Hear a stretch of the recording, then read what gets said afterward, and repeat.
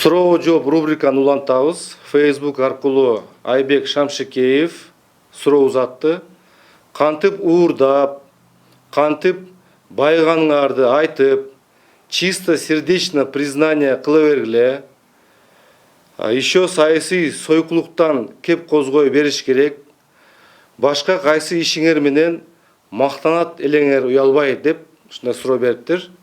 Жана Абды Айдаров суроо берилиптир.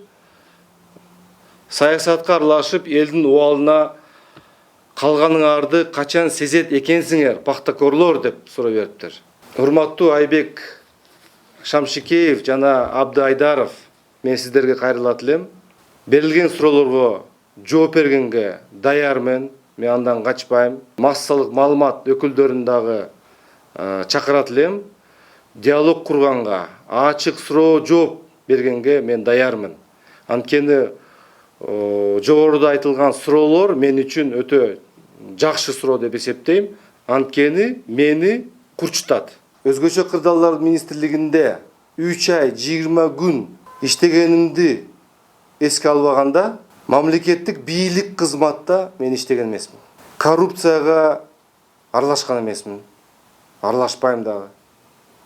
Мамлекеттин казынасына кол салган эмесмин. Саясий интригага аралашкан эмесмин. Мамлекеттик кызматта мен иштеген эмесмин. Бирөөлөр башка адамдар, чоңдун балдары эгерде ойноп жүргөн болсо, мен иштедим. Мен жерди иштеттим. Мен фундамент курдум. Мен завод курдум. Жаңы жумуш орундарды түздүм. Мамлекетке салык төлөдүм. 10 миллион сомдор эмес, 100 миллиондук сомдорду салык төлөдүм. Ошол салыктын негизинде элибиз, врачтарыбыз, мугалимдерибиз айлык алышты.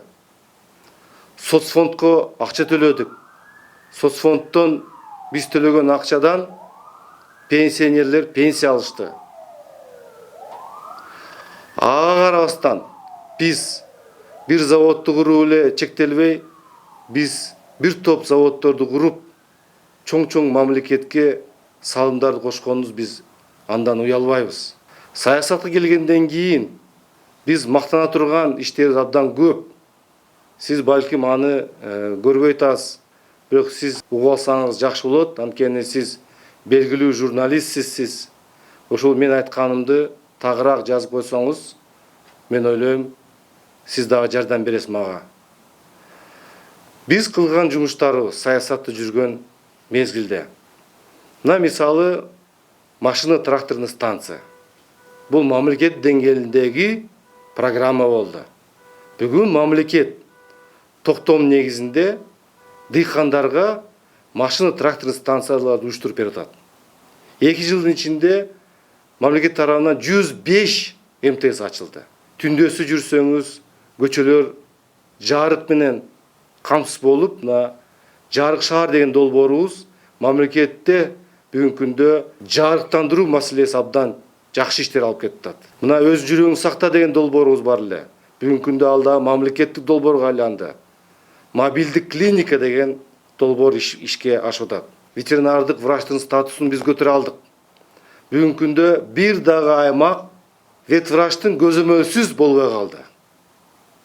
Бүгүнкү күндө ветврачтын статусу абдан жогорулады. Бул дагы жумуш орун. Пособие алгандарга биз жардам бердик. Мурда эгерде Үй-бүлөнүн Киреше булагына пенсия алып аткан адам болгон болсо, анын Киреше булагына кирчи. Биз ушу пенсия Киреше булагына кирбесин деп мыйзам киргиздик. Бул өтө чоң жардам болду. 10 000 адамга жумушун орундарын сактап бердик. Бул кайсы? Бул оң рулдагы автоунаалардын ээлерине жардам бере алдык. Алар эгерде коммерция багытында иштеген болсо, алардын мыйзам түрүндө аларга биз мөөнөтүн узартып бердик. Андан сырткары, кече жакында президент жол эрежелерин бузуу боюнча штрафтарды азайтуу жөнүндө мыйзамына кол койду.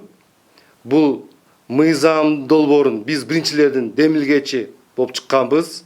Кайсы бир учур адамдар укпай калат экен, маалымат жетпей калат экен, алар ушу билбей калышат экен. Ошон үчүн сизден мен суранам, укпаган адамдар, маалыматтар жетпеген адамдарга сиз жеткизип берсеңиз. Чоң рахмат.